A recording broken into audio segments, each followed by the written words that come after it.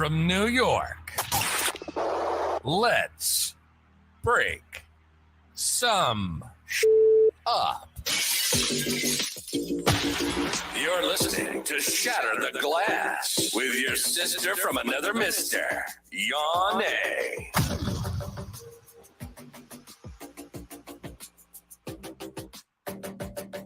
Hey, people. Good to see you. Welcome back to Shatter the Glass.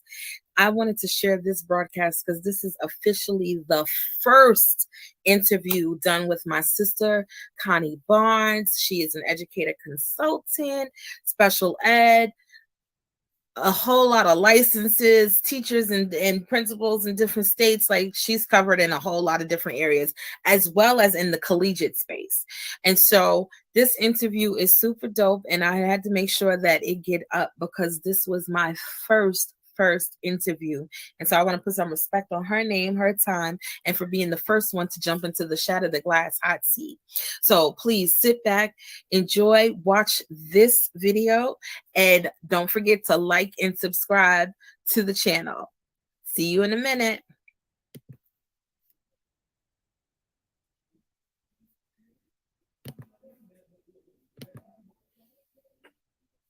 All right. Welcome. I'm so excited as this is show number uno.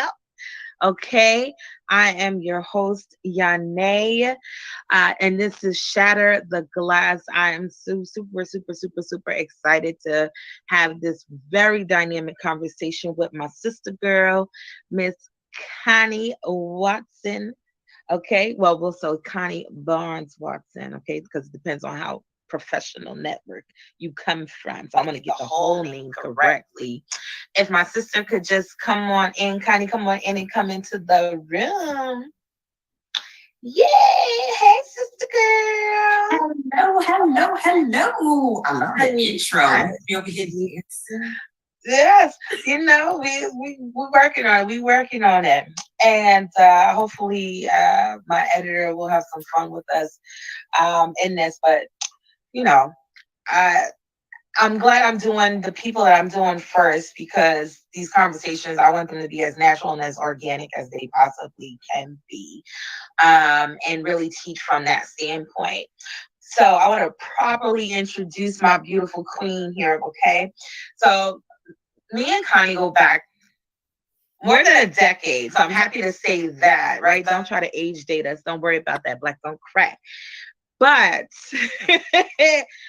she is profound.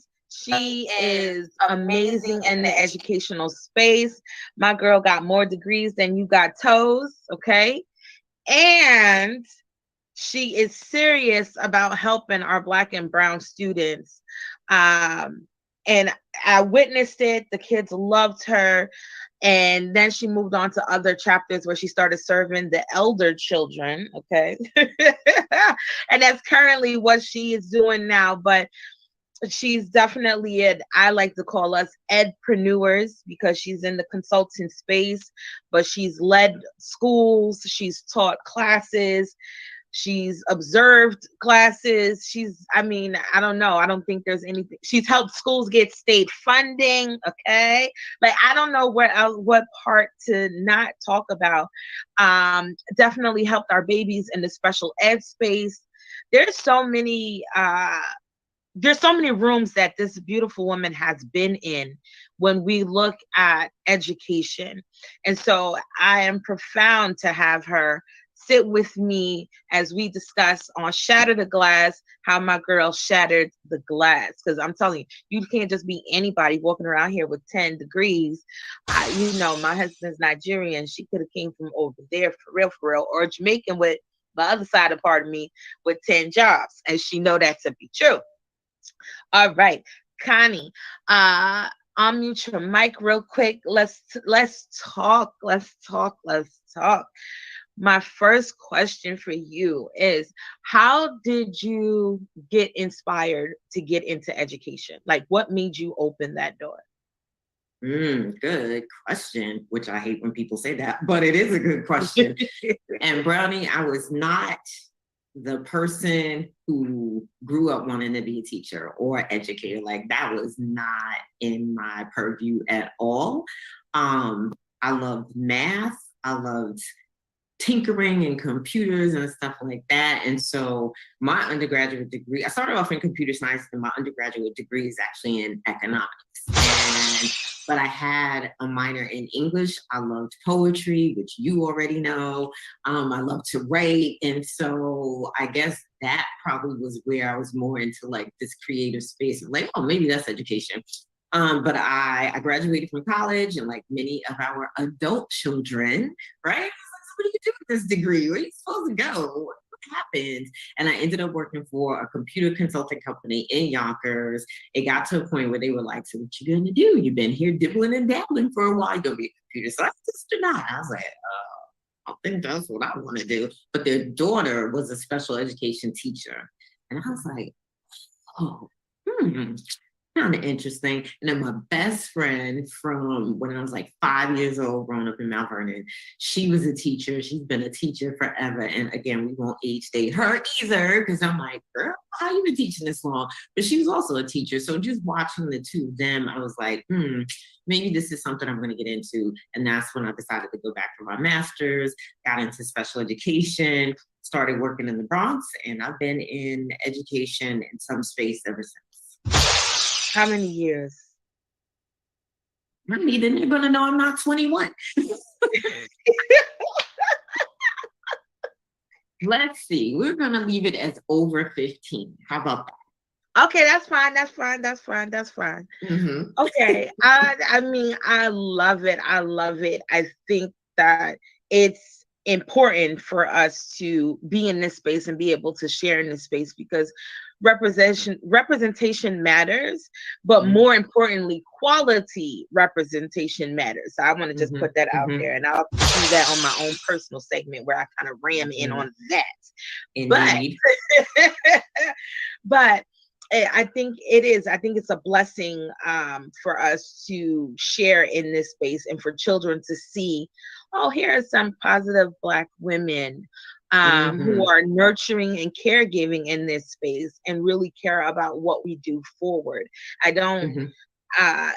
You can never have enough of it. I'll put it that way. You could just never have enough of it. And so no journey comes easy, right? What's your family dynamic? Are there educators in your family? Good question. And I didn't know this going through school, but my great aunt or grand aunt, whatever you call it, my grandfather's sister actually was an educator. Had no idea about that. And she is really now one of my inspirations now that I've done the research on her. Dr. Clara Barnes was an educator she got her doctorate in the 60s. She got it from University of Pittsburgh, which sort of led me on the journey. I'm also pursuing my doctorate at the University of Pittsburgh. Yes, I wanted to get into that too, but I was gonna wait. I'm gonna throw that in there. So she was a school teacher. She was an elementary school teacher. She also taught in the college space. She was a dean for student affairs at an all-Black college in Virginia, which is now closed. She's taught at Columbia University. Just learning about her is amazing. I never knew it. People would always say, you remind us of Aunt Clara, but I was like, I don't even know who she is.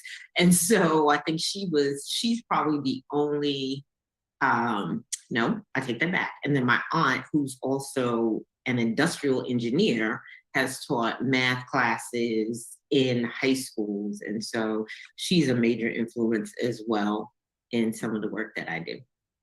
Wow. I love it. I have found out that since I went to a conference in 2017, I think it was 2017. I was in Texas that year. And one of the speakers was like, you can always find, like, who you become is always attached to something systemic in your family, in your DNA roots, right? Or something that relates back to your childhood. And it finds its way to push forth into your adulthood at some point, where you end up becoming that person, that being, right? So I remember I never cared about education. I'll be honest. I'm very clear about that. It was never the space I was trying to get into. I'm more political, if anything. And right, I like to rub elbows, make people clutch pearls type of ordeal. And but as a kid, I remember lining my dolls up and pretending I was teaching them. I do remember it. And so when that guest speaker said it, I was like, I did do this. It took me a while to remember, like, no one's thinking about what you did when you were 6. Right. But because we were on this thinking journey, a part of the conference, it made me fall back to saying, you're right. I probably would have ended up in this space in some type of capacity, or teaching people, period, because I was doing it at 6 years old with these dolls. They couldn't speak back, but I had this fake classroom, right?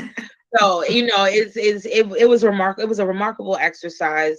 I don't remember all of the steps, but you know, I do think that it's something that people should explore in themselves, because your inner child will let you definitely know your connection to the spiritual world, or what you're here for in some type of capacity. For sure. I ain't want to go that deep, but you know, that's a whole nother that's a whole nother Shatter the Glass. Keep going. The podcast keep going.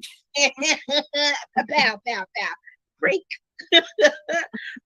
But all right, so here we are now. You have done I know you from middle school world. Did you ever do elementary? That I don't know.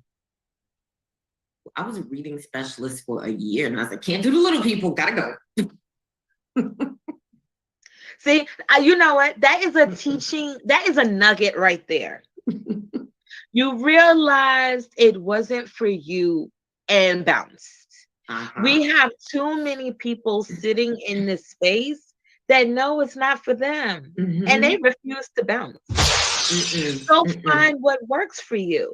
Go, whether it's the grade level switch, the school switch, or even the industry switch. I mean, I'm just gonna put it out there. Some of y'all know y'all not meant to be in education. Leave, honey. Right. That is so true. But I'm glad that you found it early in your career process and said, let me switch to something else. I'm still here, but I'm gonna go serve in another space. So okay, all right. So you get this degree now in special education. Like, what happens next for you? Like, what did you do next? Brownie. My world was shattered, because I started teaching in the Bronx, like I mentioned, in Hunts Point. And even though it was in the 90s, it was still like, I don't know if anybody has seen, like, I never watched it myself, but I've seen clips of it. When they talked about how Geraldo Rivera went to that mental institution and how they were treating people who were mentally ill, it wasn't as bad.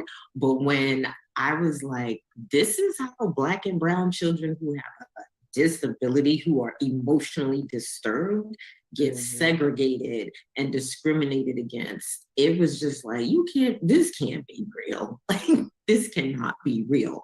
And, you know, my professor was actually giving way too much information, but I don't care. My professor was the assistant principal at the school, and she brought me in. She's like, oh, when you graduate, I got this job for you. It's gonna be really easy. It's a cakewalk. It's 12 kids, you have assistants, blah, blah, blah, blah, blah.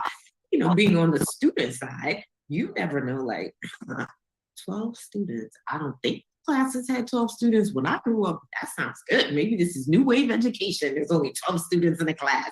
I love it. Sign me up. I got a job. I went in and I was just like,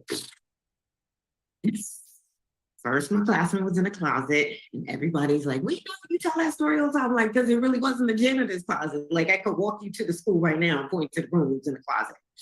Classroom was in a closet, had no supplies, had no books. The kids just would show up. And I was like, this is the most ridiculous thing I've ever seen in my life.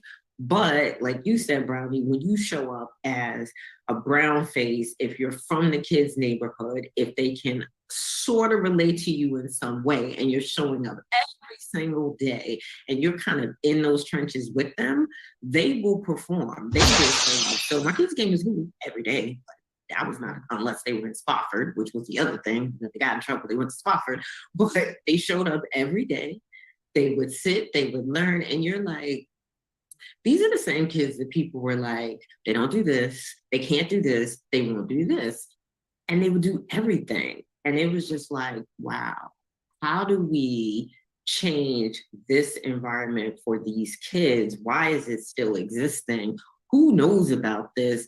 And what can I do as a change agent to make things better? And so I stayed there for 3 years, and then I was like, ooh, you're really not making a lot of change. You're making a change directly with them, but those larger systemic issues and sort of raising those concerns in more spaces is not happening in the classroom. And God bless all the teachers who stay teachers for like 25 years. Like, God bless y'all, because that, again, not me. I want to be in education, but I know like that wasn't it for me. And so that's when I went on to, I went back to school, got my administration certification, switched schools, I switched districts because I always wanted to go back home and teach. So I'm from Mount Vernon, so I went back to Mount Vernon to teach, became a principal's intern. And then right after that, Brownie, that's when we met because I came on over to Queens.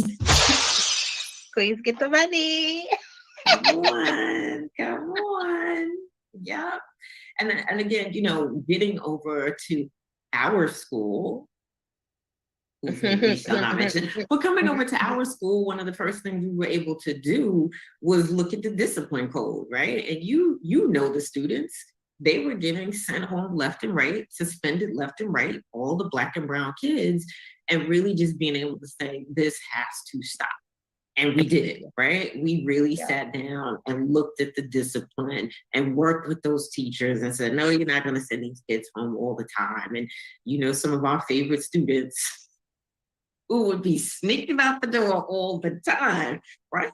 Getting them back in school, getting them back in classrooms, working on helping them navigate through their emotions so they could get out of there.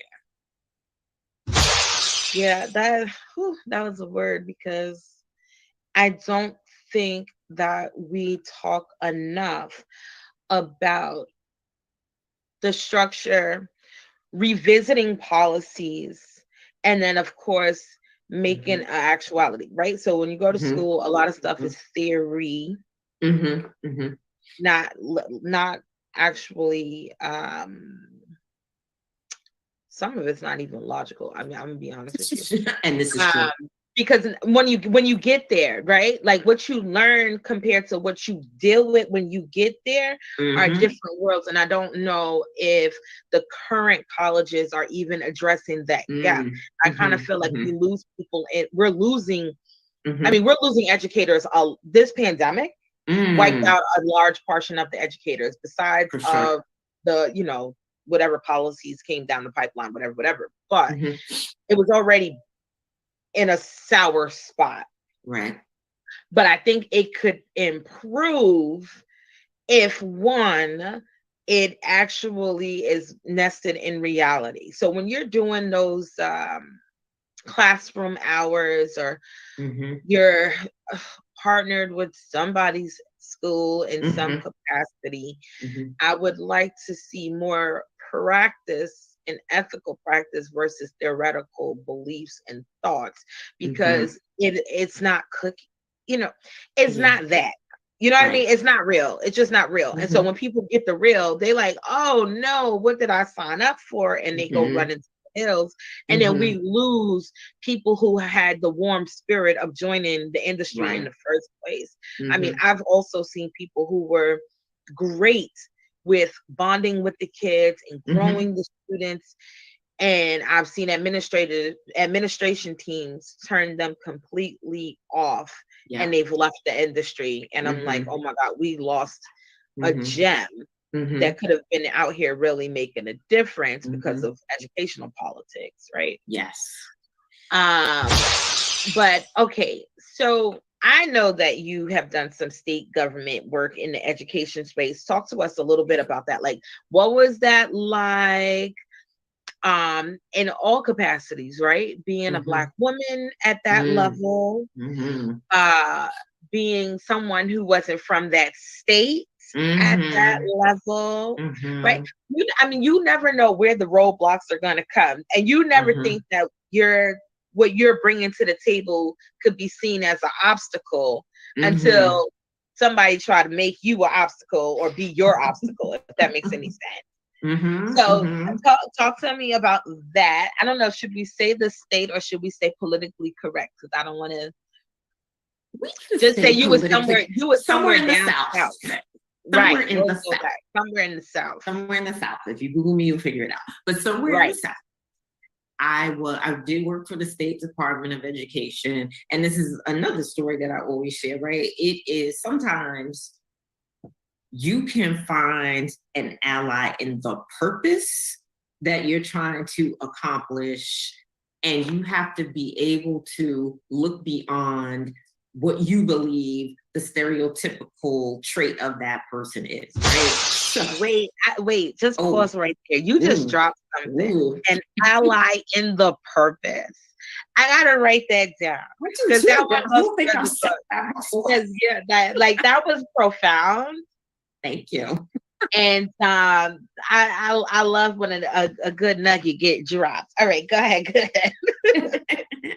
So I was, like you mentioned, here I am, this Black woman, we'll say liberal, going into this very conservative Republican Southern state and working at the state level.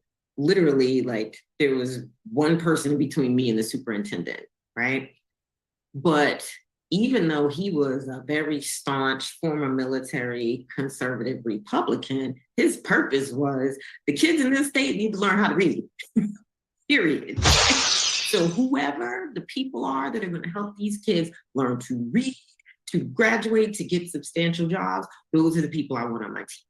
So, probably if I had encountered him somewhere else, I probably would have been like, oh, this dude, I'm never going to talk. Like, I would never be in that space with him, right? But because he was very clear about, we have to get this thing done because our kids are failing, specifically the Black and brown kids are failing. I was like, oh, all right, we're on the same team. Let's figure out how to get this done.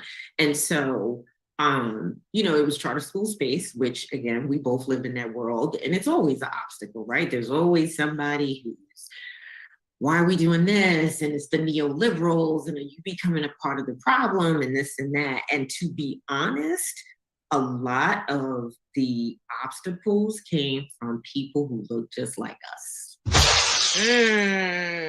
Oh my God, what? I don't have my equipment set up, but I would have hit the shatter glass button on that. Woo! And I get their perspective, but at the same time, if the whole public education system is, can I curse on the podcast? Is a crap show. Is a crap show. I can't. If it's a crap show and there educators curse too, we're human, all right? Just so people educators curse more times than not. They may curse in front of the students, and the students will go, Miss Barnes, you just cursed. No, I didn't. But anyway. That happened to me. I was like, I didn't curse. The little girl was like, you did. You said the S word. I was like, oh, you don't say it anyway. But they were very adamant about, how do you represent this sort of entity that's trying to do this and take away this and do all of these things. And it was just like, that's not what I'm representing. I'm representing choice. And you should understand that until we can do better, and also charter schools are public schools, so let's get our language right? The schools are still public schools. They are still public schools. Until we really address the problems in public education, period, if this is an option, my child can go to a school that, yes, it's newer. Yes, there's running water and the toilet's flush and there's doors on the bathroom stalls in the toilet, and they have some books and maybe they have a computer. I'm gonna advocate for them to have some of this over here, because if I keep them over here where there's no doors or toilets and the water doesn't work, and the lunch looks like jail food, where am I sending them in the long run? So we had some back and forth. There was a lot of letter writing that went on to some organizations that should also not be named, but at the end of the day, stand firm in your purpose, right? Like this, I'm about these kids and I'm about the opportunities for these kids. This is what this guy is doing. This is what this team is doing. We were part of the school improvement team. And so my department was running the charter schools in the state, and then there was other folks on the team who ran the school turnaround programs in general. And so we were all, and then the Montessori sector. So we were all part of that same sort of alternative schooling space. Okay. Whew. I can't imagine, because I know they ain't my tell. But what, to me, that's you fighting on the line. Like, listen, at the state level, people don't even understand what that means to be fighting at state level. We're not talking about just dealing with your principal that's in their office and you catch them. We're talking about the bureaucracy. We're talking about the people who create the red tapes, but then tell you to go fulfill the big dream, but they gave you they put up the red tape. Like, yo, how many obstacle courses you want to give somebody? I digress. However, you then left that world and went into online world.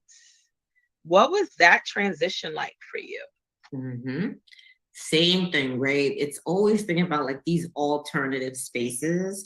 And as people of color, shout out to Reading for Smiles, we have to think about alternative spaces for our children, right? Like we have to get outside this box of, well, they have to go to the schoolhouse and sit in the schoolhouse from 8 to 4 and kill and drill, right? And no, there's alternative ways to educate, but you have to be ready and prepared for those alternative ways of education. So would I say virtual education is for everybody? No, because I'm a prime candidate here that can't sit there and do that virtual education.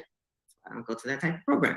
But for some students, it's the best thing that ever happened. It lets them focus. I've listened to kids talking about, Ms. Barnes, the kids would pick on me in school. Now I can just go to school and learn.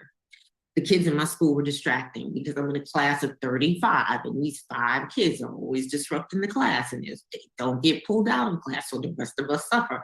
Now I could sit here, I could go to the, if I go to the full class where there's like 100 students or whatever, I could choose to do that, or I could just go to my little pod and do my module and do what I need to do and focus on my learning. And I feel so much better about that. So again, looking at what has traditionally been set up for Black and Brown kids, are they thriving? Probably not. Where are the alternative ways that they can thrive? And virtual education happened to be one of them. Now, I'm going to also throw in the plug, right? We can explore virtual education and homeschooling as an option, but we need to be prepared. And while our other neighbors may take full advantage of that and be very successful, we may not have the resources in our community to do that.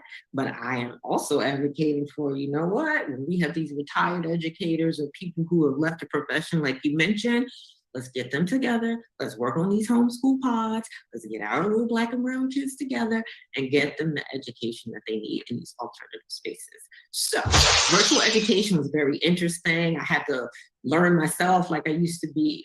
I would be able to go in and see how the teachers could manipulate the curriculum, but they could take out, which might not be able to do in a regular classroom, but in the virtual space, I could take this out, I could hide this module, I could let you do this, I could do all these different things behind the scene as a teacher. If I understand that Yane needs X, Y, and Z to get to where she needs to get to, she needs to complete it at her own pace, so they could set it up that way. So again, it is a very powerful tool. But for our communities, we need to understand how to use it, and we need to have the right people in place to help our families navigate through it. great points. What is your take on, I mean, what are the top three things you think families or people need to know to make it equitable in that space? Like, what is your three top things? I mean, maybe there's a longer list, but I'm just saying that number. For the organizations that I work for, there were parent academies. So parents, ask about, if you're going to put your kid in an online school, ask about those parent supports because they have them. And I think that's the greatest tool for parents to have the support. We walked you through it. This is what to expect if your child is in high school. They're going to have to take these tests. Number two, this is not a school that's exempt from all the rules and regulations. Your child still has to meet attendance. So if Johnny is in the room on the computer and you thought he was doing his classwork, but he's really like on Minecraft or whatever it's called, you need to be sure that you are still monitoring your child in the same way you would monitor them if they were in a physical classroom to make sure they're meeting their attendance requirements. And again, they still have to meet the same requirements of being in school. So they're not going to be exempt in New York from a Regents exam. Well, we don't have it in New York, but if it were in New York, you wouldn't be exempt from a Regents exam, your state exams, you still have to meet those requirements. You can just get to them in a little bit more of a different way at your own pace.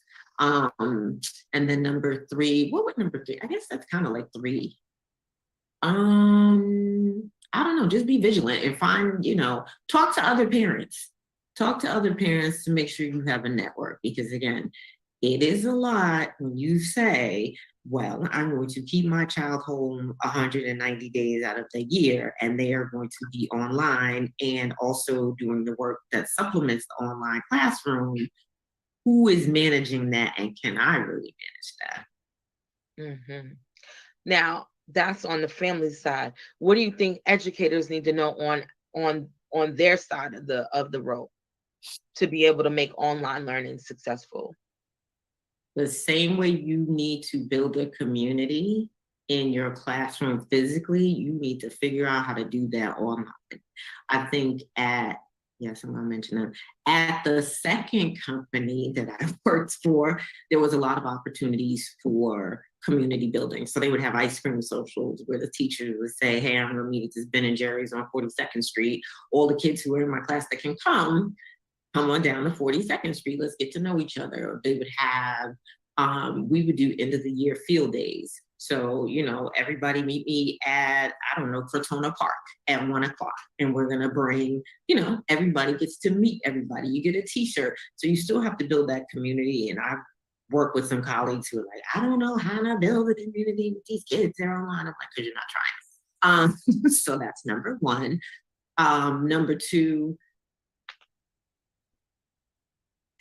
have compassion and understanding for the students who are in your classroom, because I think, and I don't have statistics to quote, but in my observations, the majority of students who were sitting in those online classrooms had some sort of struggles in their physical traditional classroom. So they were bullied, academic challenges, and bullied for a number of reasons, right? Bullied because I'm different, me and my sexual orientation, bullied because we're not making as much money as the next person, so we don't show up in Yeezys every day, we show up in Skechers. And so making sure the teachers are just kind of cognizant of those social emotional needs from that virtual side. And third, it's still a lot of work being online. Don't think it's a cakewalk. It is still a lot of work. Okay, so I'm taking that as a person listening in of preparation, like be prepared. Preparation is going to be a key for being successful in that space. But compassion and building community, definitely. I would agree. As somebody in the virtual space, I would definitely agree. Yeah. You have to make it feel as normal as possible, and inviting, and keep it engaging. Right. Like, this is not just Principle. click this link, read this article, answer these questions. It's let's have a discussion about it Right. and stuff like that. And I think that's the missing link. I don't know. I was listening to Dr. Umar Johnson talk the other like last week or so, and he was in I think Belize. Okay. No, or is it Aruba? It's one of the two. I feel like it might have been Aruba. It might have been Aruba. And they were talking about the disparities in education and stuff there for the students. And I thought it was interesting. And then he went on his plight about he don't I from what I took from it, and if I'm wrong, you can correct me in private, brother. Okay. Before we be out here going. Right. Don't do that. Don't do that. If I'm wrong, or I don't want to, I just don't like to misquote people. But I felt like from what I took from it was that he's not a supporter of the online school pieces. And I mean, I can understand that from a psychological standpoint of where he's coming from, right? I always like to look at it from the person's background and stuff. But I also know that if you don't have any experience in it, or you're not successful at it, you're gonna walk away with a different take on it. But it was interesting, and I'm like, nah, we need to collect our kids in any of the spaces that we can. It's just about, does it work for you? You know what I mean? It's not does it work at all. It's does it work for you? That's a different conversation. And I feel like it's in the mustard. That's not the word I want to use, but I'm going to use it. In the mustard gooiness of this all. We're not looking at that full circle. Right. I don't even see policy working towards it. And I'm like, we're in the digital age, right? Everyone's online doing something. These kids, I didn't know what they was talking about. The one they had to buy skins and all this stuff, whatever game they was playing. And I was like, what are you talking about, right? And then now you have Meta with Facebook, and I say, and they have definitely approached me in different ways of trying to say, hey, you're running a business, you should be on this platform. They want everyone. I have my own hesitancies about that for numerical reasons, but that's a whole nother show in itself.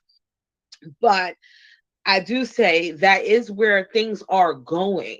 And so if we don't want our children to be left behind or this gap to widen, why are we holding them back from learning what's to come? Especially when we already need to close these math and reading things. Like, I don't care what job you go for. You know, before I had that conversation with others who like, oh, college isn't for everybody. I hate that conversation. It kind of boils me, but I get it. If I get it, but I always look at education can come in many plethoras, right? Like there's no one route, but you're always going to get educated, and no matter what you do, because you can't be profound in it unless you get educated. That's right. You know what I mean? The world can be your classroom, literally.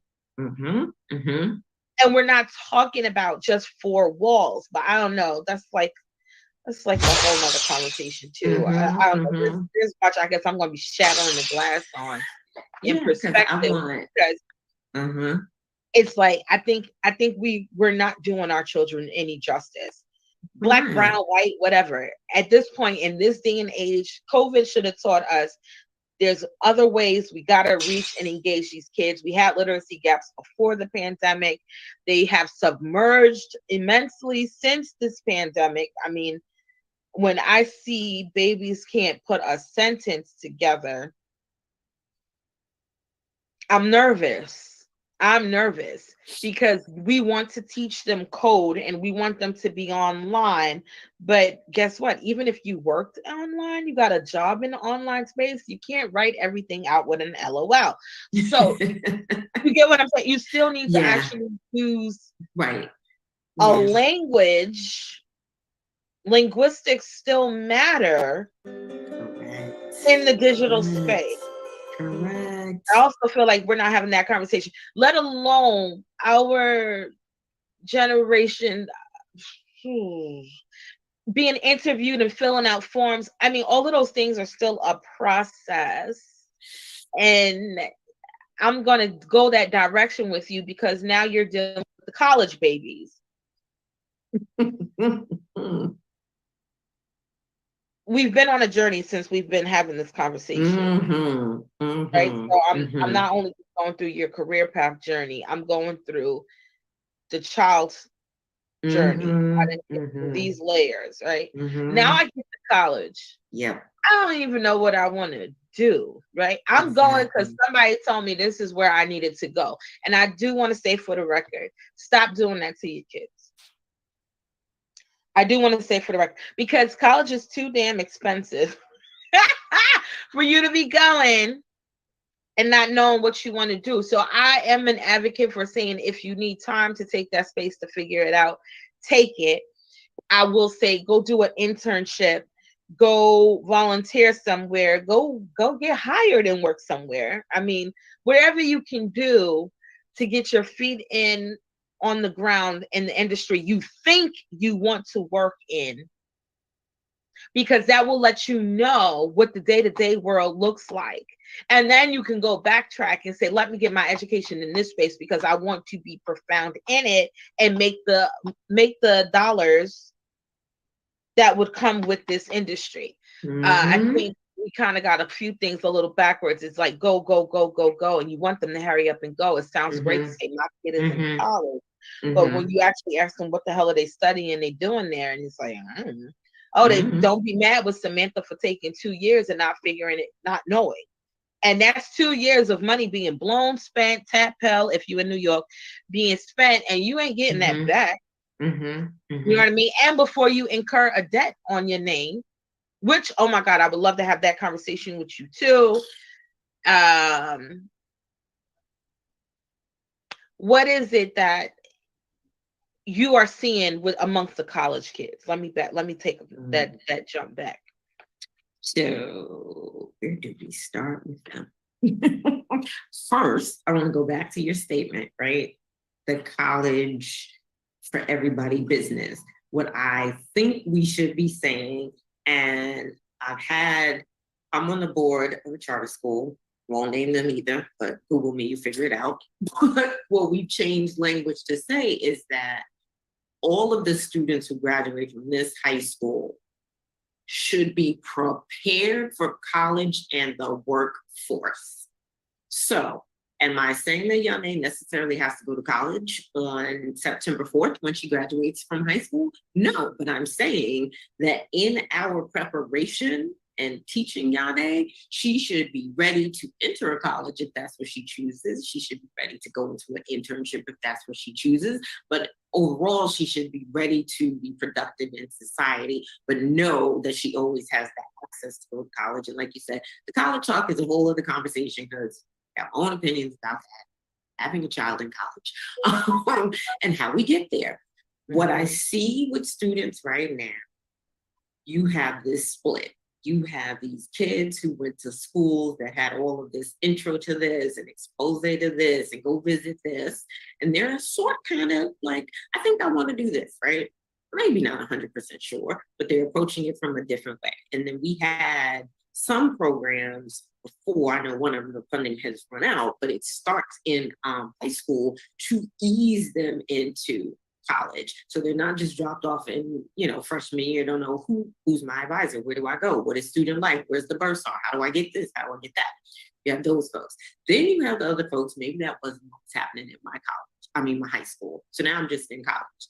I don't know the first thing about anything. And even now, when I work with some students who are juniors, they'll say to me like, well, what is that? And I'm like, how long have you been at this school? 3 years. You don't know what student affairs is? No. You don't know what they do? No. Let's rewind.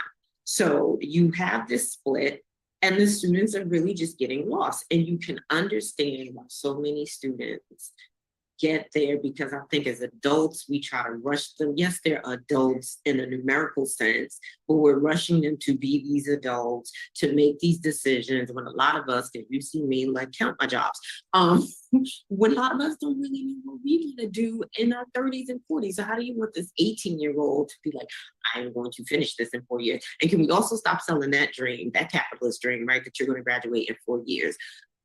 If you do, kudos to you, great. But if you live in real life, most of us did, it's probably going to take you 5.5 years to graduate. Like you said, balancing where you're going to school and the funds, but be okay with, I graduated in 5 years. I'm okay with that. Like, what was 4 years? I worked.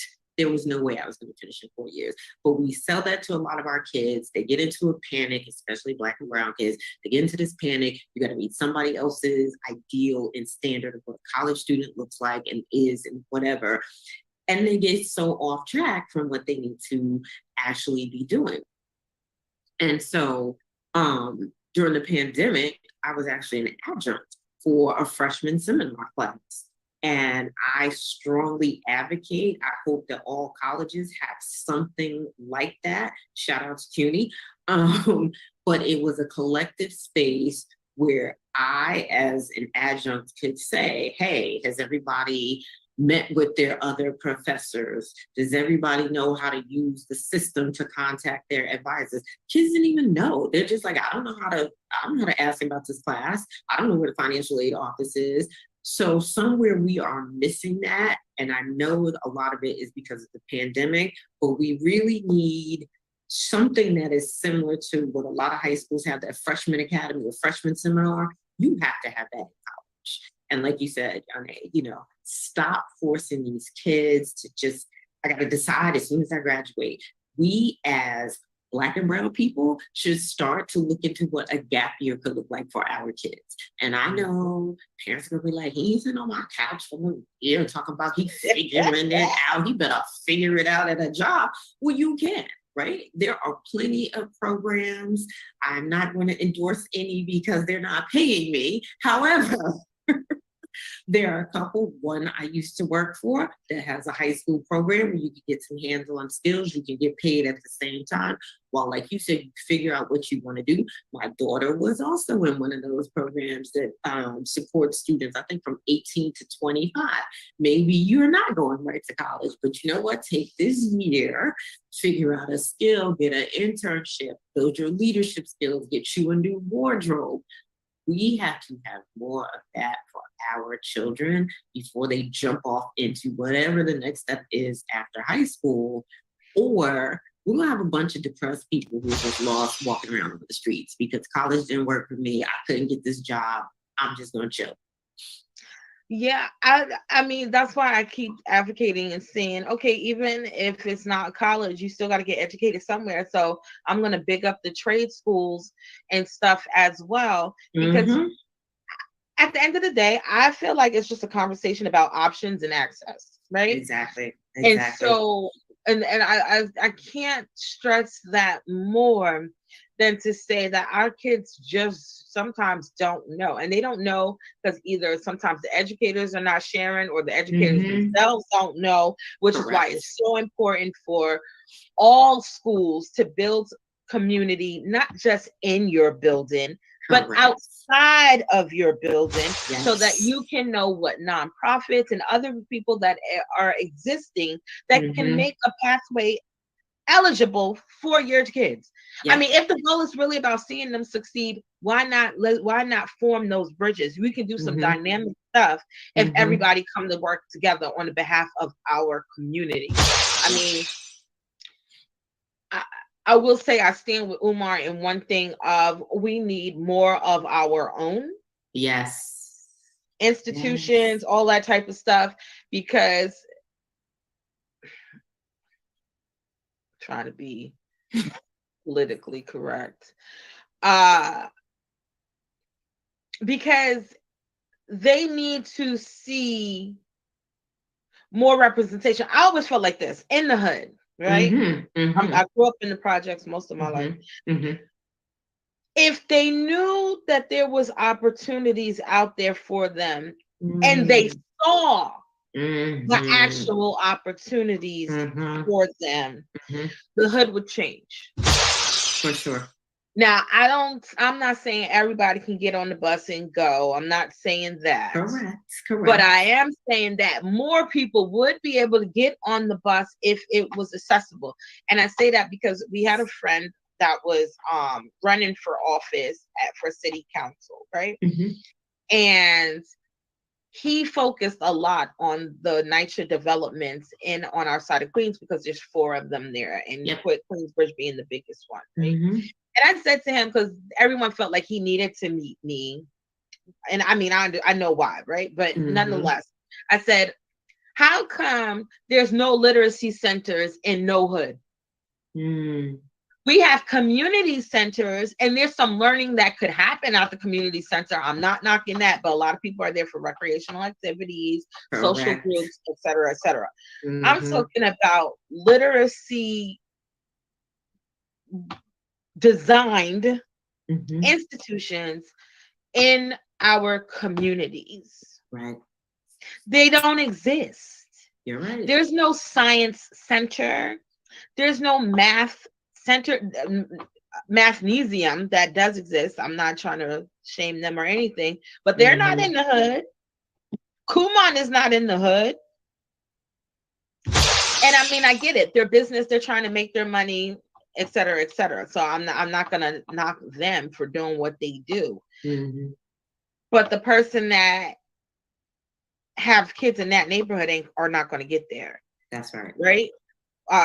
Whether it's because of a financial burden, knowledgeable burden. And then we have to address the mindset of certain things in our culture when it comes to our kids and education too. Because everybody's like, go to school, go to school, go to school, go to school. Right? Everybody's saying that, but you didn't even make sure that you put me in a quality one. You just say go.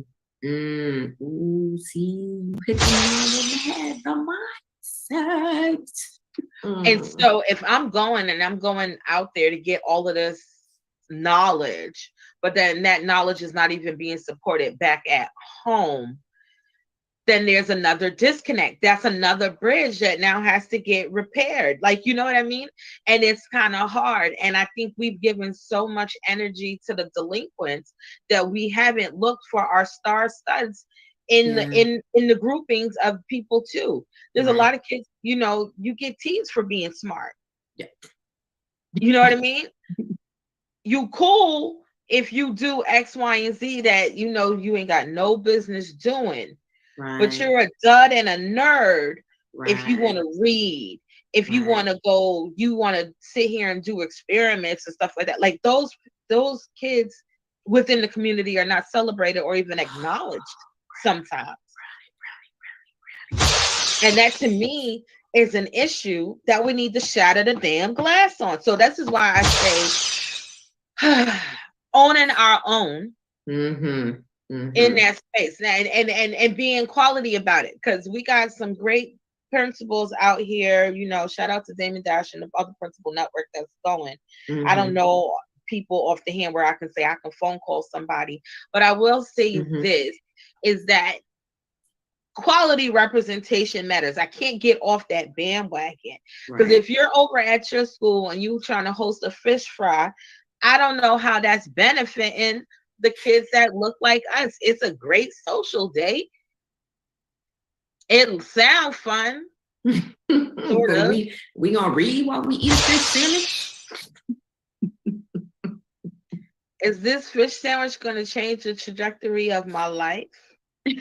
Like, I'm gonna go back to you because you made I know on your path you've made some conscious decisions. I mean, what made you even study economics? I'm gonna go back because this stuff can come. I'm gonna bring it back full circle, but I'm gonna start with you on economics. What made you even jump into that arena?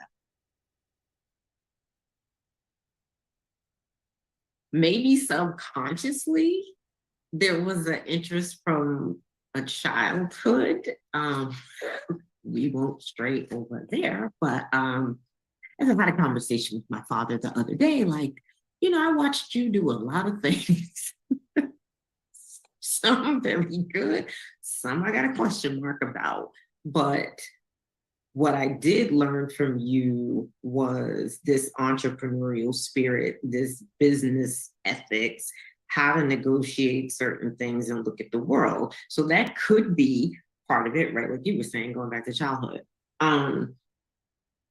I didn't really know what it was about, but it was somewhere in, at least in my head, it was somewhere between, I really like math, I'm curious about business, so what is it? And I don't know why I chose economics versus finance. You know, I had some finance classes in the coursework, but that's where I landed over in economics. And I think economics is one of those places where even if you're not explicitly in or explicitly an economics theorist or whatever, you're always looking at something from an economics perspective, and you're always thinking about things, like even in school, right? You're always thinking about things like, well, what is the business plan behind that?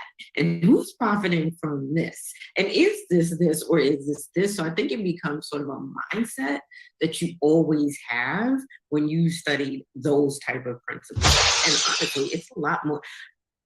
When I think about people now who are truly in economics and as theorists and professors, it's a lot of thought. It's a lot of analyzing what's happening in the world with our economics. And I think, again, that's something that you and I definitely do, like, all the time. We're always questioning and always like, who made that decision?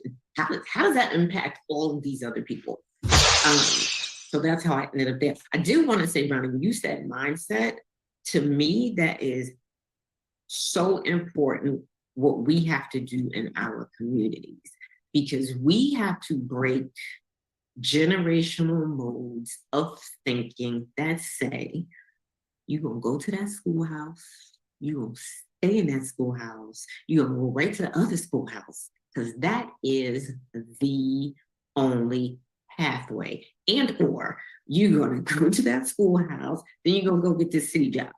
You're going to stay in that city job till you die. Right. Because there's a pension. So we think there's some insurance. And those are the two things you're going to do, along with stay black and die. That's what you're going to do. And we don't want to hear any back talk. And so we have to, as people in this space who have now seen different things, we have to go back and really work in our communities to teach parents about these alternative ways. And yes, it's okay if Johnny is working at the startup that you never heard of in your life. But guess what? They are paying him and he's getting a good salary. And especially in some of our immigrant communities, we need representation who can make those connections that know your child is not completely lost in this American system. What your child is actually doing is making a lot of money that's really going to help you and the family change your trajectory. It just doesn't look like the things that you've always been told they have to do. And that's a huge, like, that's something I've had to work with in CUNY with my students, helping them navigate the parental space, even as adults, right? Like, I'm 20, but my mom is like, we don't do that in DR. So what you think you do? Right. I think, yeah, well, having an immigrant parent, I can definitely say the conversations are different. Mm-hmm. First of all, in a lot of immigrant communities, you come to America, the expectation is doctor, lawyer, scientist. That's it. Or the best accountant they possibly could have. Now, what I will say when I have my conversation with another guest coming up in the future, when we talk about generational wealth, are those players necessary? Absolutely. Correct. And when you look at, I don't want to say it like this, but when you even look at mob families in that regard, they do actually have people in position in different in different ways. Yo, we sent you to school to go learn this specifically for that. But those are the type of things you have when you're trying to build generational wealth. Now, if we're still starting at scratch bottom, and someone has a pathway that could lead to that place of economic change or economic freedom, I think people just need to rally behind them and support. Nobody's going to get it right on that first try. I'd rather support somebody who's trying to chase a dream than somebody who's just chasing nothing. Right. Where it don't matter, because you're going to burn out. Chase nothing or chase the bag. Sometimes you're going to burn out in that. Right. Yep. And you lose momentum and can hit a really dark space if you're not even surrounded by the right people. Mm-hmm. I would say that being surrounded by the right people is everything. If you even look at anybody who's in my 2 comma club, which I love, everyone is at that table is like, yo, it's all about the right people, because the right people create the right environment, and the right environment gets back to the mindset. That's right. How has economics helped you along your journey through life? I mean, being that was your major, has it helped you? Let me go that way. Let me not even assume it has.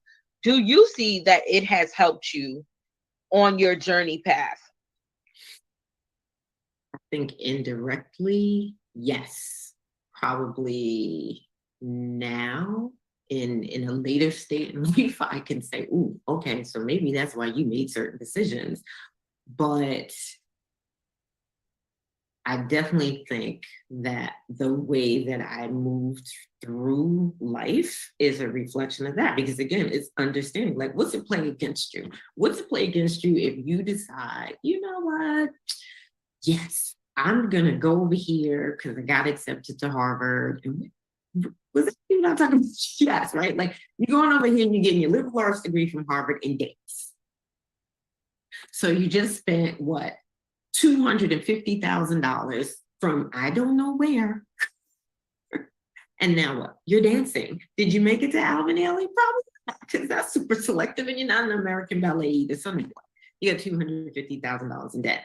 Would you have maybe gone over to City College for this undergraduate degree, done the same thing, got some field experience, probably connected with the people in the city? Probably. So that was one of the choices, right? Like, yes, I had a full scholarship for 2 years and I didn't clear the 3.3 at the time. Didn't have the access and the people going, if you write this letter, you could get this, you could do. So I had to make a decision for me. What do you do that's financially responsible? Can you get the same degree over here? And these professors are actually pretty dope, and what you're learning is actually pretty intense. Yes, I can. Let me get myself over here. Let me save the bag. Let me go do this thing over here.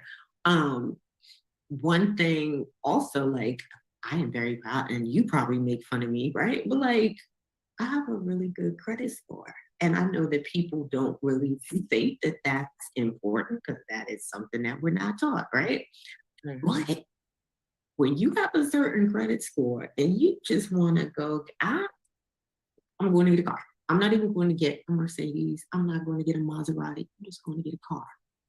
When you sit down at the table, the conversation changes. When they hit that button and it ping, like, oh, well, go get her some coffee. Yeah, go get me some coffee, right? But again, that was because I'm going to sit back. So what you talking? Even with housing, same thing. Brent, I had an experience 2 summers ago. You know, we were interviewing for an apartment. Guys talking smack, blah, blah, blah. His assistant said, she literally picked up the paper and was like, I think you should look at this. It's my credit score. I did this. Wait, hold on. Can you move in tomorrow? Nah.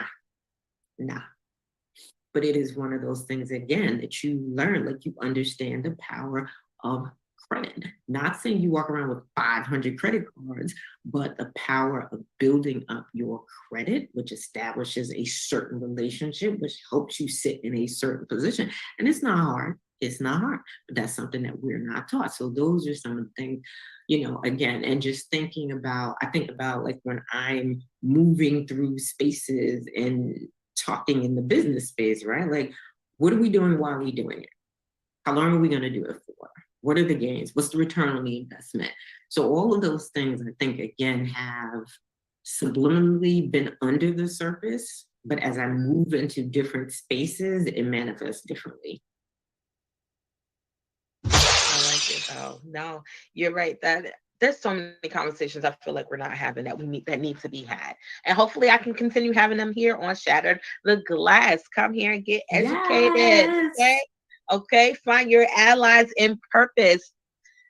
Listen, that's gonna be the catchphrase there. Find your ally in the T-shirt purpose. tomorrow. T-shirt Yes, tomorrow. Catch me outside. yes, yes, catch that. Because I mean, it's true. And I used to love Paula Bevins for this quote of y'all gonna have to look her up. Okay. If you ain't in the education space, just look up Paula Bevins. For saying you don't know what you don't know. Mm-hmm. Mm-hmm. And so I'm an advocate for finding out and looking up things that you don't know. Mm-hmm. Mm-hmm. My mother was somebody who would always push us, yo, go figure it out. She built all of us on that. Go Mm-hmm. figure it out, because at the end of the day, you're going to have somebody who may want to help you, but Yeah. if there's a person that don't, or a group of people who don't, what you going to do? Not get it, not have it? So you That's need to go right. independently, go figure it out, and you That's will right. meet those people along the way in that space who can help shape and tell you more. Mm-hmm. But you got to do some footwork, right? Put your own Mm-hmm. skin in the game, and then Mm-hmm. doors start opening as well. And so you obviously put some skin in the game with around economics to be able to position yourself to now laugh at these people who are now, oh, would you like to have a seat? Would you like a cup of coffee? Want to talk to you nice? Okay, talk to me nice, because now they saw this credit score when you should have Mm-hmm. just been nice from the gate. Exactly. Hmm, Exactly. that's what's wrong with Exactly. humanity. Let's just be Mm-hmm. kind from the gate. Mm-hmm. Mm-hmm. But I digress, because I said that can go a whole nother way. So, Mm-hmm. all right, we are coming up to the top of our hour together. This has been phenomenal. Thank you for Thank you for being. having me. I always appreciate talking to Oh, my yes, yes, friends. yes. Please, and please know this is not gonna. I want you to come back. I I'm want here you to for come back, it. 'cause I'm here for it. there's so So much more much. from this. We only scratch surface, and there's things I know we can dive deep on. I So mean, many seriously things. deep on. But I want to know from you, what Mm-hmm. is one moment where you know you shattered the glass? Oh, da, da, da, da, da.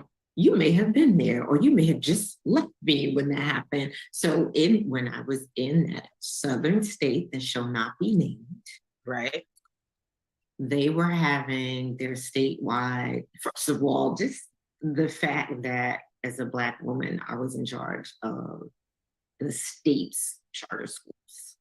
That was $5 million budget, whole other situation. But they were having a statewide charter conference, and the superintendent was supposed to give the keynote. And he was like, I'm not doing it, she's gonna do it. And it was like, oh, word.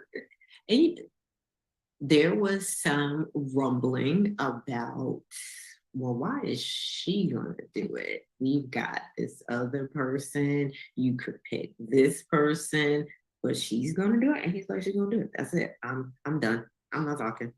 She's going to do it.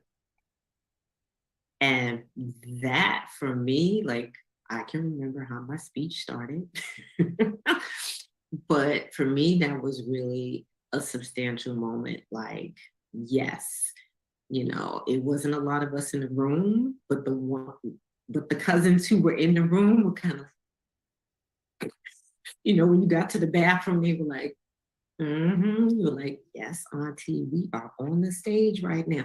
So it's just one of those really defining moments. And also in that role, when we were talking about advocacy, I was able to work with one of the lobbyists and then the chief of staff to help rewrite a piece of their charter school legislation.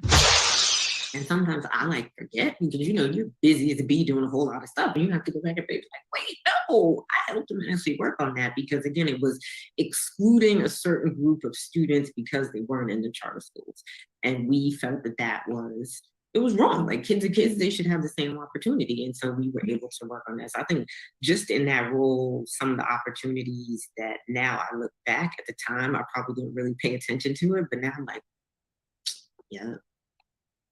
Check, boss. Let me end with you with this. What is something, what would your message be for the person who wants to get into the educational space or sustain in the educational space today?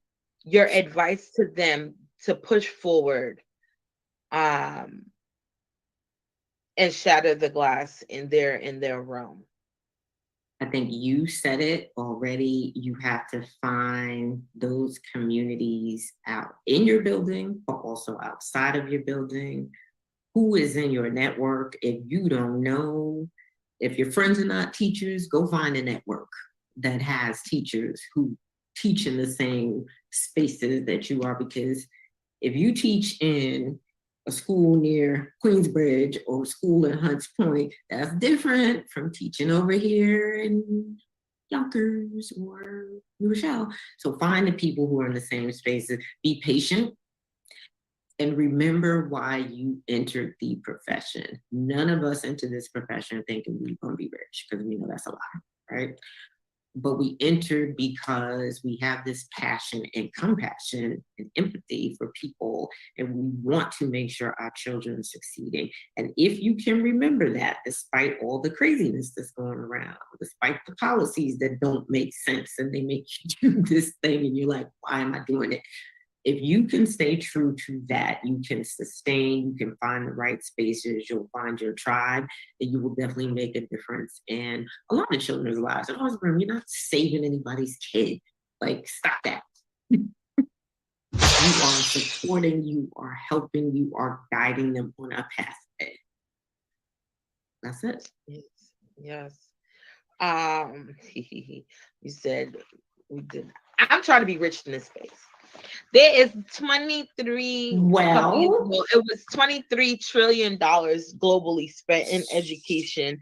so, yes. And I feel like I'm gonna just put it out there. People who work as hard as I do, you do. There's a collective. Okay. Yes. I should rephrase that, right? I should rephrase. You're not going to get rich as a public school teacher. Yeah. But as an educational space, oh.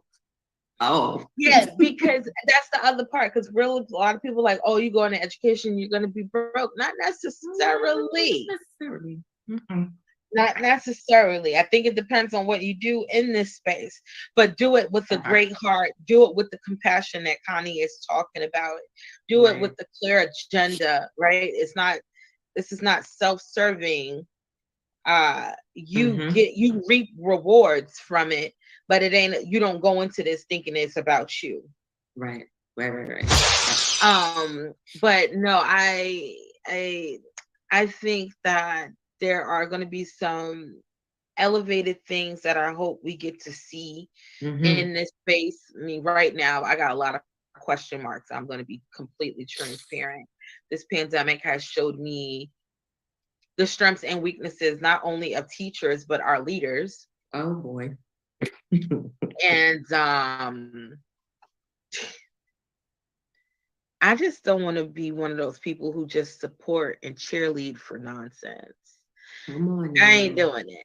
Come on. I'm not doing it. So yes, future guests, I'm just gonna put this out there. Like, I'm not the person to come and sit with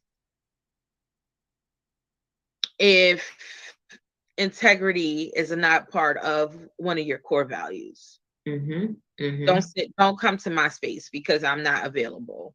I'm not available. 2023 and beyond. I'm not available. I'm not entertaining. I'm not intrigued. I'm not inspired by you. I don't even want to be around you, because we are now I think we're in a space and time in this world where lines have to be drawn. You could do your thing, but do it over there.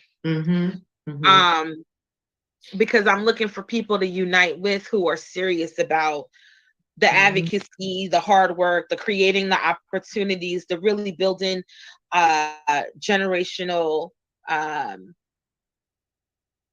not just generational wealth, but generational knowledge, Yes. so to speak, right? Like there's so many things. Like I want to be someone who stands with those who fill in the gaps. Right.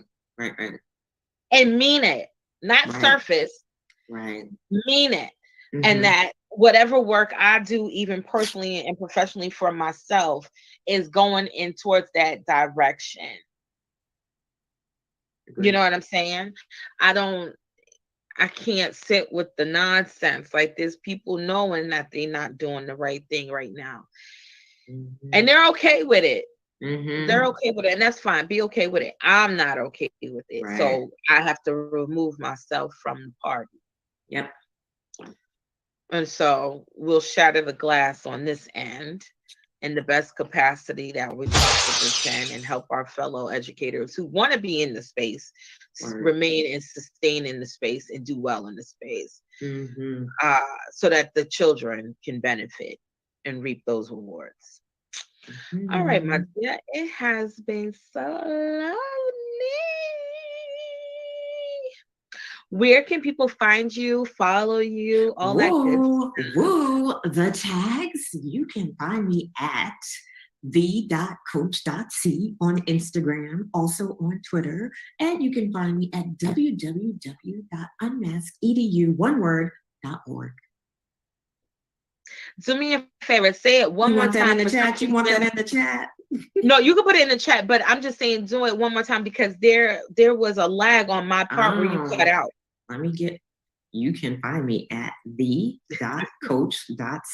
on Instagram and Twitter. You can also find me at www.unmaskedu.org. Yes. Oh yeah, what is unmask.edu? Brownie, that is my, I guess I'm excited when I call you Brownie. That is my educational consulting firm, started in 2018, inspired by my friend here, Yane Robinson. What are you doing? Get your life together. Get this. And our lovely Lisa, who is like, listen, we all gonna be in this mastermind and we gonna get this together and we gonna do our things. Shout out to Lisa. Love her. Anyway, before we get all emotional, let me get back on track. But that's my educational consulting firm. I started in 2018. I work with schools and school leaders and nonprofits and strategic planning, supporting professional development, curriculum development. Started in Atlanta, brought it on over here to New York, have been supporting schools and nonprofits and new teachers. Just, we get in there, we see what you need, and we get it going. Yes. I love it. Make sure you follow my girl, my Brownie, and come and get some of that wisdom. Because like I said degrees. Maybe I should have said more certificates than anybody, because my girl is licensed to teach, licensed to be a principal on a few locations, okay? Her knowledge knows no borders. I'm just going to put it that way. Her knowledge knows no borders. And so that is what makes her inspirational and impeccable. And definitely shout her out, thumbs up, like the video, support the channel, and we are shattering the glass. We're going to break into some new concepts. Connie, thank you so much for spending your time with me. I love you to pieces. We must do a follow-up.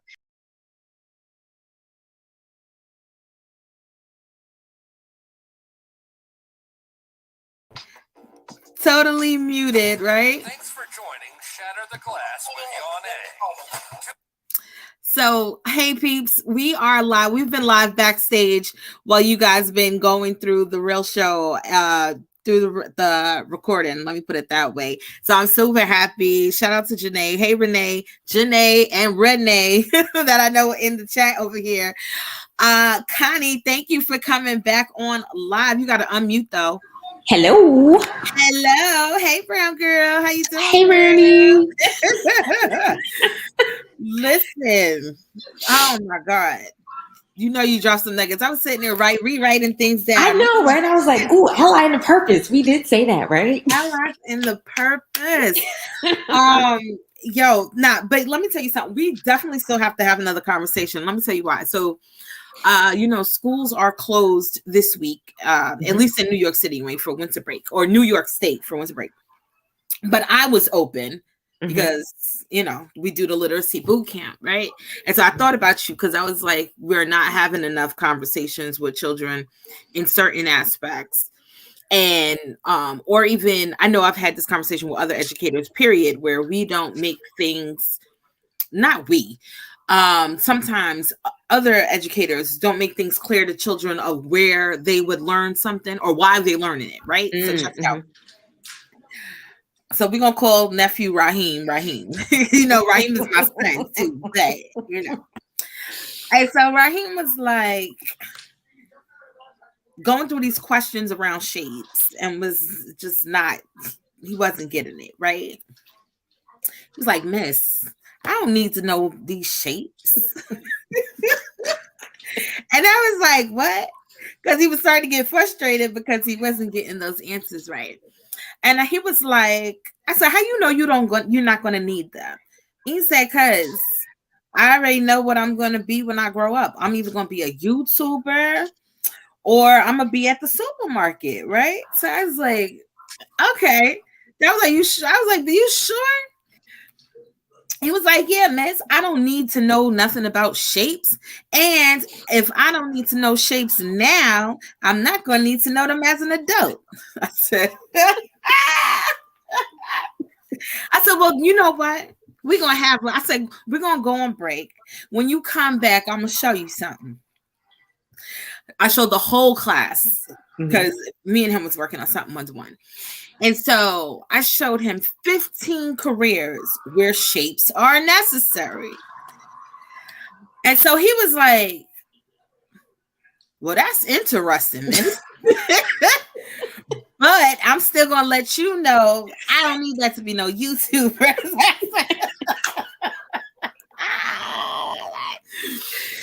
No, and I just laughed and I said, you know what, baby, I ain't even mad at you. But I had to do my part with explaining to you where shapes do come up back in your adult world. I don't want you to feel like you're wasting your time having to know these things. I'm just going to show you where they pop up. And our job as regular educators in the K-12 space is to make sure you get all the information because we don't know what direction you're going. Exactly. And so there is a surface level of information you need to know and have.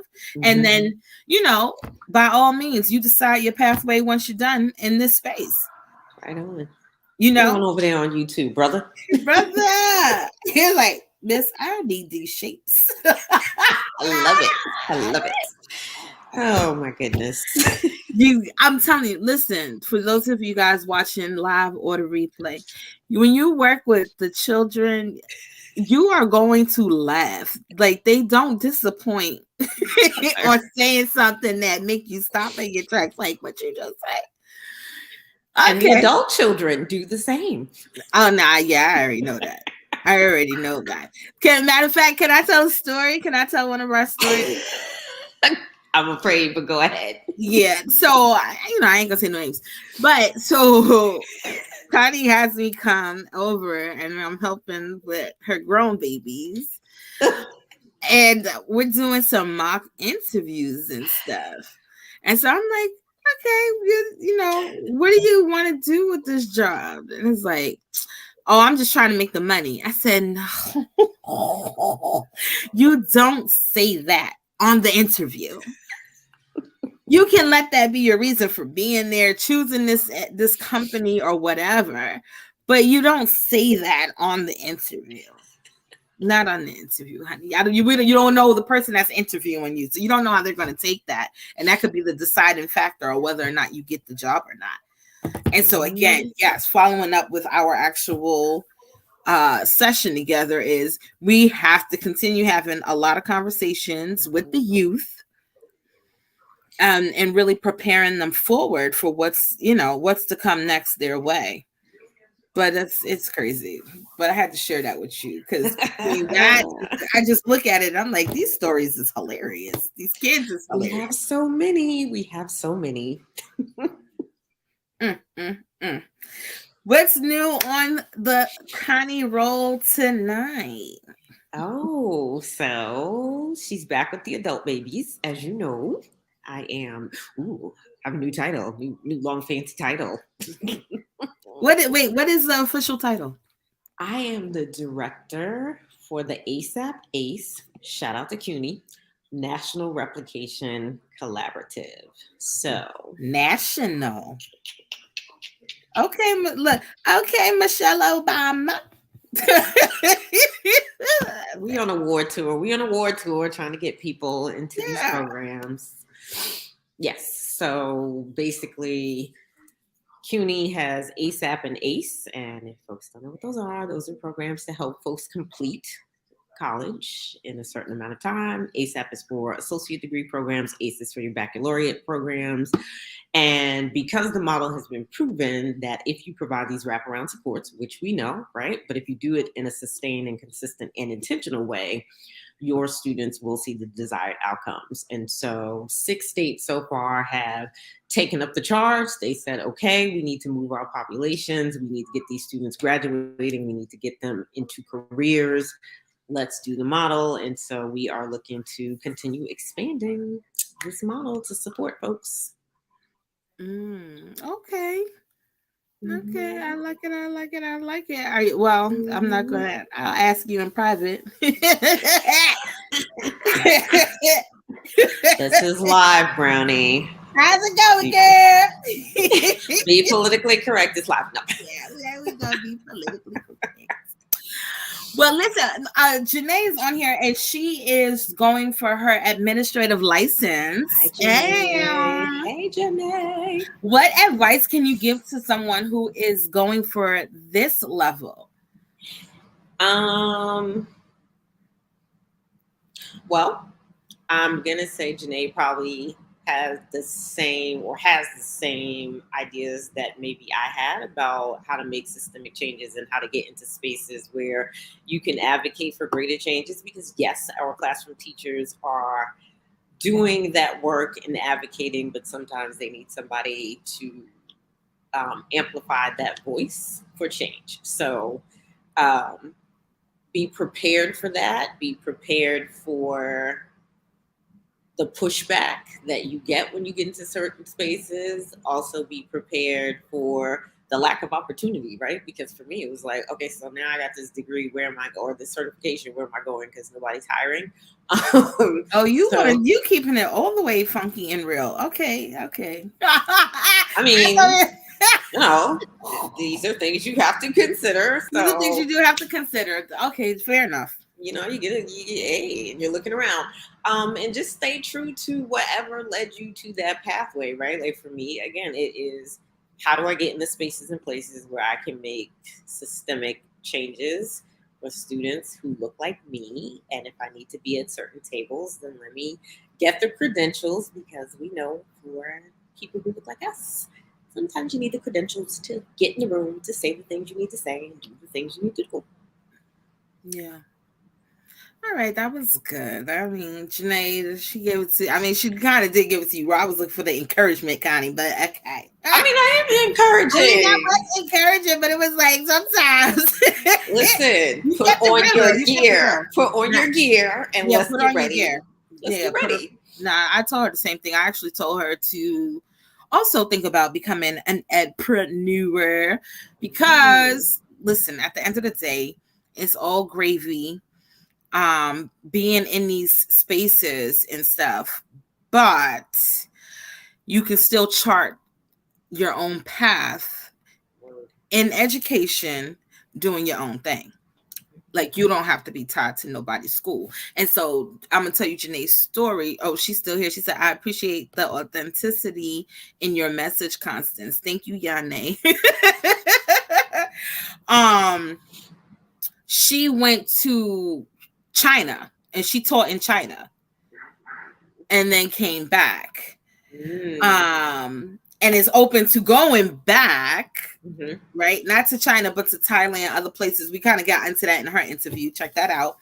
And I was like, you could make a career out of that by being the plug, technically, because there's always a group of people that are interested in traveling abroad and doing this work abroad. And, you know, be the connect. And of course, I went a little more detail with her in the background. I ain't trying to give out all my jewels. That's right. Out here on the live channel. But if you in my space and place and I love your face, I got some information for you. Ding, ding, ding. Yes, I love all things business. Okay. I really do. I love business. I don't know. I'm like, yeah. Because you could do this, you could do that, you could do this, you could do that. Yes. Get your money. Yes, if you want to we have some accelerators if you're also interested in getting some startup funds for that. But you didn't hear that from me on this podcast. Wait, did you say something about some startup funds? Because I need some startup accelerators. I said, Brownie, you're already in business, but fortunately, if she if she works with Brownie and then puts together an idea, and then I'm saying, listen, what if it's a new business? Indeed. Yeah, I'm just saying things happening here. Oh, you know what? Listen to because since you with the collegiates, can you keep your eye out for some friends that are in AI for me? Oh, okay. AI, AR, or VR is where I want to be at. Okay. I got a VR person. I mean, I'm already in it. Truth be told, I've been putting people on even to the Chat GPT stuff as well. Ooh. Y'all better. Another conversation. Yeah, no, seriously, Brownie, I've been in it for a while. I've been using it. Mm-hmm. It's been good to me. Okay. I need to interview you then.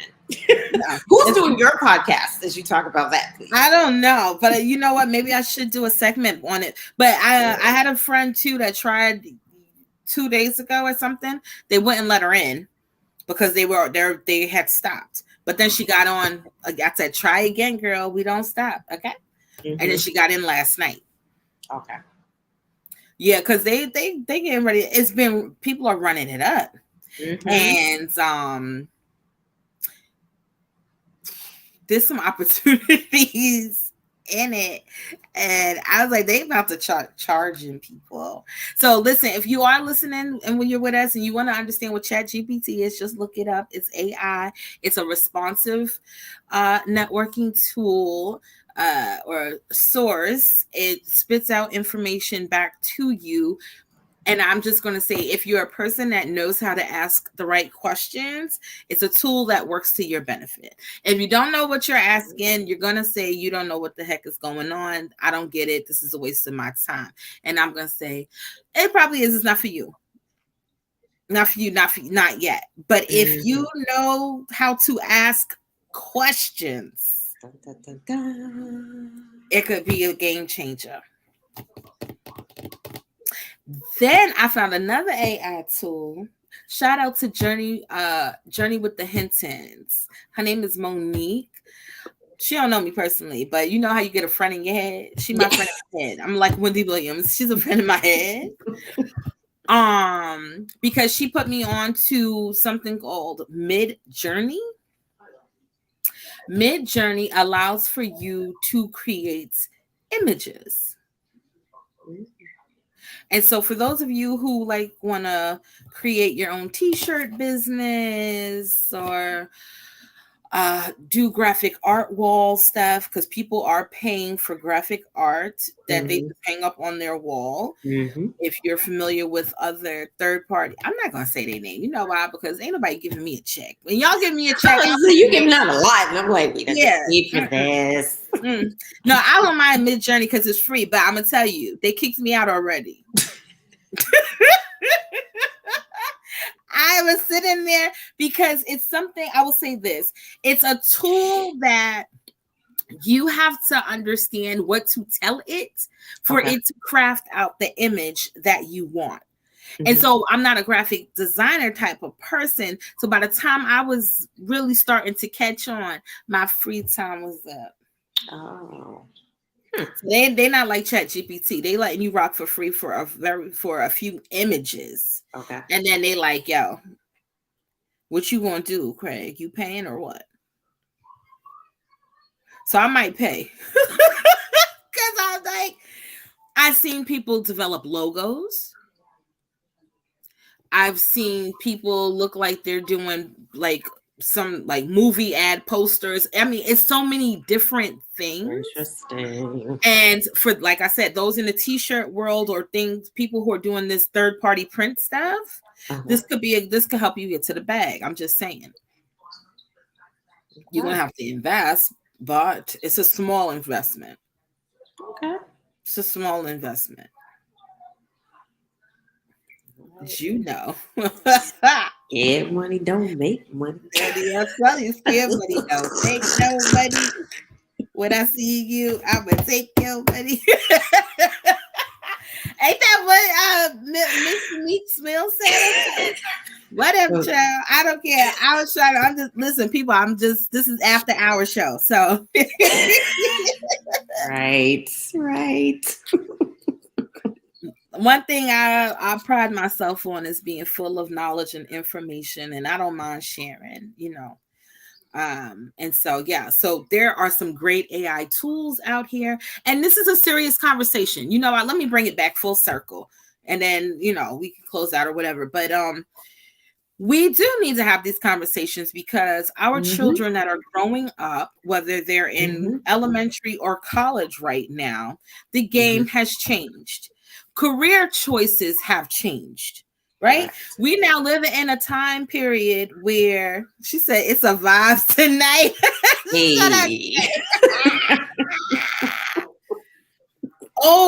She said she was able to get into Chat GPT. Yay! Before getting charged. Yes. And so what was I saying? We're living in a time where children are like, when I grow up, I want to be a YouTuber. And that's not something that we said 15 years ago. Right. That's not something that we would have heard kids say. Then we also wouldn't have had children say, well, listen, I don't know. Like I said, it's different. People are out here making thousands of dollars by streaming rain sounds here on YouTube. You get those views up. You can get your money from being an affiliate marketer, influencer, whatever. And so I do feel like some of the conversations we have with the youth should include that. We need to let kids know, no matter where they are, about these additional ways of building their careers and lives. Social media is a whole job now, right? You're getting paid to run some. I'm trying to get paid. Yeah. And because of so many people doing images and all these different things, that's a whole career path too in itself. And so things are evolving and changing. And so we do need to have those conversations to make sure these children are prepared to be in that world. Producers, not just consumers. Right. That part. I could have gave you the glass. Hold on, girl. Please give me the glass. I've been like enjoying this all night. Wait, it's coming. That's for you. Thank you.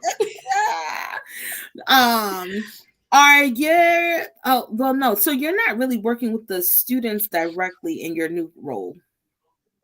Not in that role, no. But you still doing things where you still have a touch point with students. Dr. Auntie will always be working with the children. Yes, I would like to know if any of them ever spoke to you about the AI and VR and stuff like that. And so for anyone who doesn't know, I don't want to just be speaking in code or circles. We're talking about augmented reality, virtual reality, and artificial intelligence. And you know what, Bradley, to your point, that is exactly what they were talking about tonight when I had my focus group with these young ladies.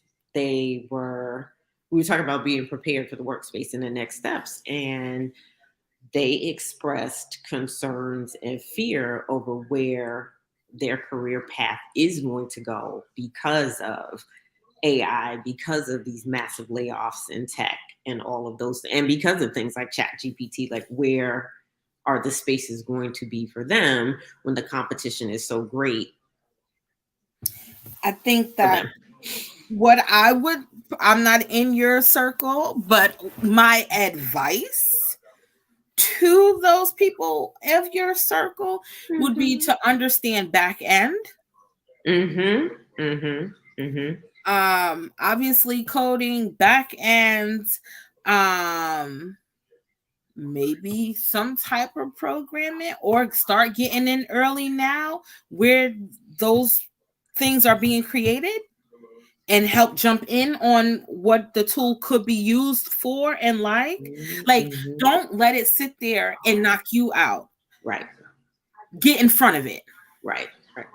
That's a whole other podcast too. Yeah, it is a whole nother podcast. But I am going to say it is coming to replace, because just like remote working, I laughed. I saw this article. This guy's like, "Oh, people are frustrated about working from home." Who are these people that you interviewed? Because I don't know them. I know a bunch of people that's working from home, and myself included.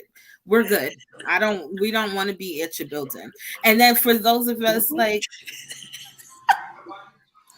other than because your heating bill is up a little bit, put on a hoodie and keep it like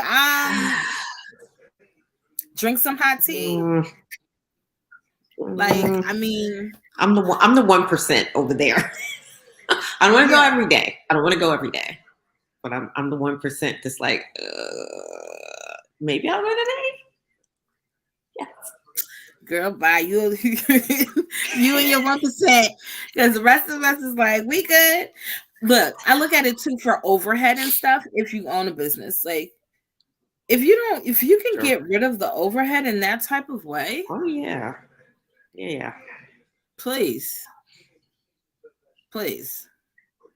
You're paying for it, custom costs. The way inflation is, please. Oh, economy lady. Before we close out, this is so not educational, but educational. Okay. What do you feel about the consumption tax? So if we get rid of income tax and we take on the consumption tax, where they just charge, they're gonna give you all your money in your check, allegedly. And then, but everything outside in these streets is gonna be 30% taxed. And where did we come up with this formula in percentage? I wonder who made that decision. Yeah, somebody in DC. And somewhere we were not at the table for this conversation, right? Because it sounded good. That's insane. They think that it's going to help the American family, but I'm thinking you about to rise inflation all the way up. So if I spent $100 on my groceries, which was already high, by the way, right? Here come $130. If me and my boo, I don't see how we got to this. I don't know. It's gonna be interesting if it get passed. But I want to ask you, because you're the economist. Again, it's always like, who made these decisions? What is the point of this? How do we get to this? Because it didn't just come out of the air, right? Like, what are we trying to do, right? In the podcast, what are we trying to do? What are we trying to achieve? What is this now going to disrupt and cause some imbalance? Like you said, right, Yane, like if it's already $100 now, attacking this 30%, what does that look like? So, it's just the myriad of things that would be attached to that I don't see how this makes sense.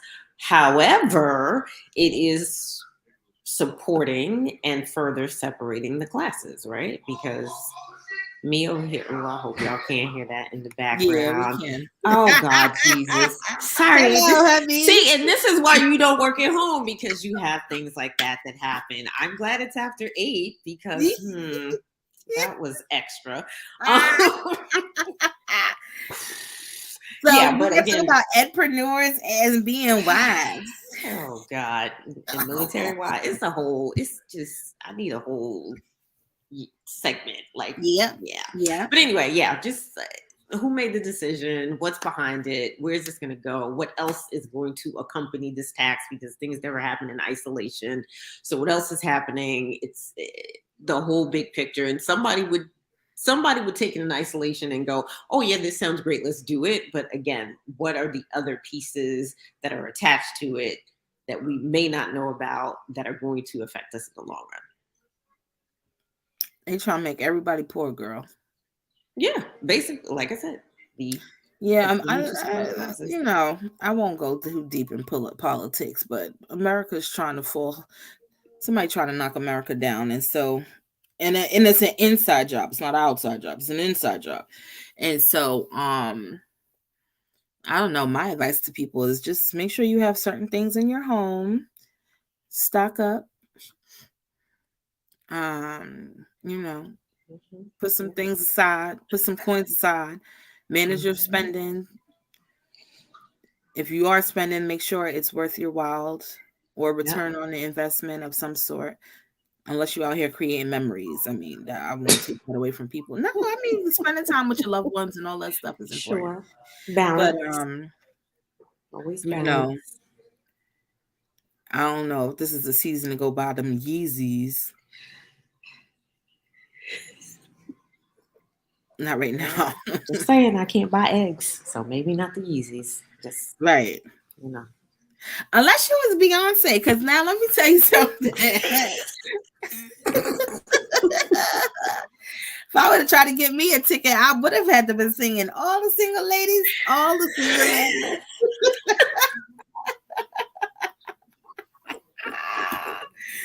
ladies. What?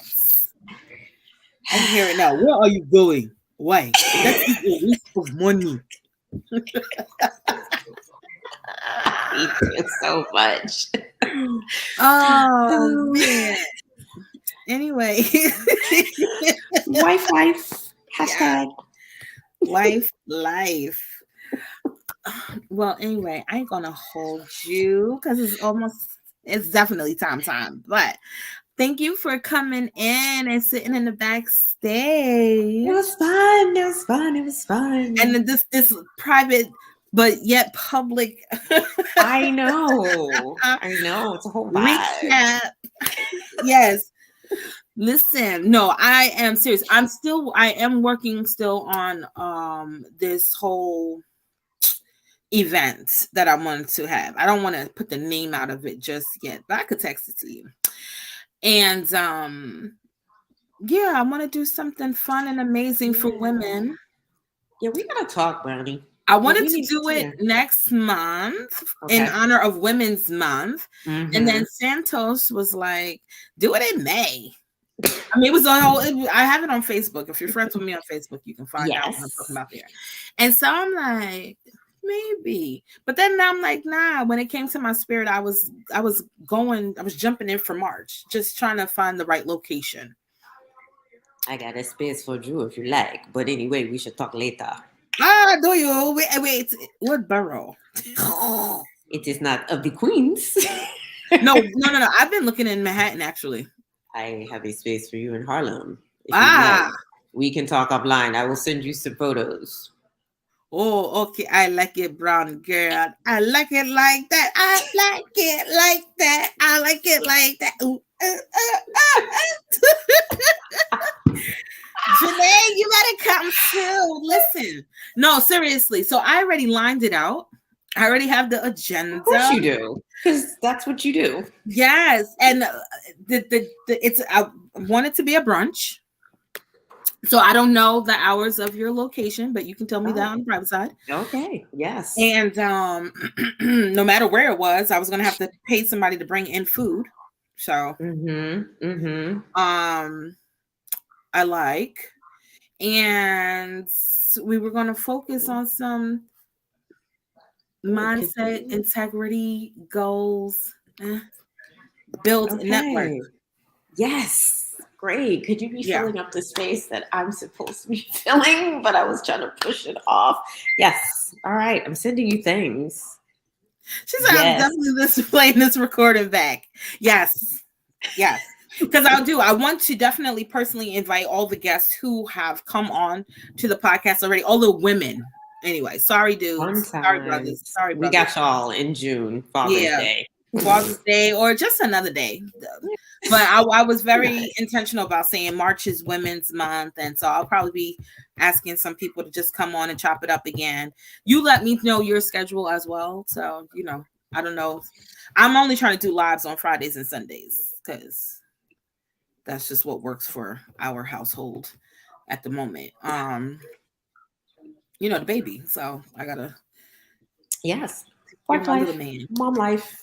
Mom life, wife life, entrepreneur life. I'm like, the baby hitting on my laptop. I said, stop. What you doing, bro? Get a job.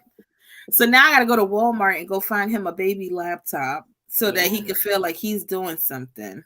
Yes. It's crazy. It's crazy. Mm. But anyway, the events would be great. Yes. I even made personalized cards. Ooh. I'm about to let me show y'all real quick because I could do that. I love it. We just hang out. We can hang out all night. We get all the jewels if you hang out. Yes, when you hang out, right? Like, so everybody, you should go to canva.com and you can be creating your own stuff, whether it be letterhead, whatever, posters, flyers. I really do design a lot of my own stuff. And I don't try to pretend like I'm some graphic artist person because that would be a lie. I'm not that.